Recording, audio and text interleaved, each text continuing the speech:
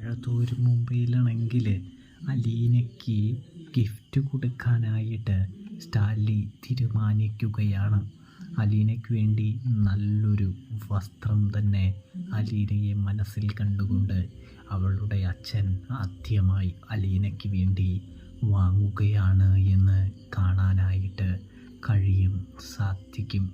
അത് അലീനയെ എത്രമാത്രം സന്തോഷിപ്പിക്കുമെന്ന് വരുന്ന എപ്പിസോഡിൽ കാണാം. എന്തായാലും ബാലചന്ദ്രൻ്റെ വീട്ടിൽ നിന്നും പടിയിറങ്ങുന്ന സ്റ്റാലിൻ മനസ്സിൽ ആ കാര്യം ഉറപ്പിക്കുന്നുണ്ട്.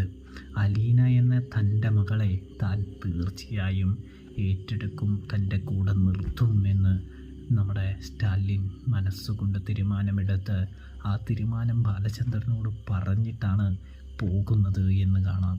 എൻ്റെ മകളെ ഇനി എനിക്ക് വേണം, ഞാൻ അവളെ നോക്കിക്കോളാം, യാതൊരു പട്ടിക്കും വലിച്ചു കീറാൻ ഞാൻ അവളെ ഒരിക്കലും ഇട്ടുകൊടുക്കില്ല എന്ന് സ്റ്റാലിൻ പറയുന്നുണ്ട്.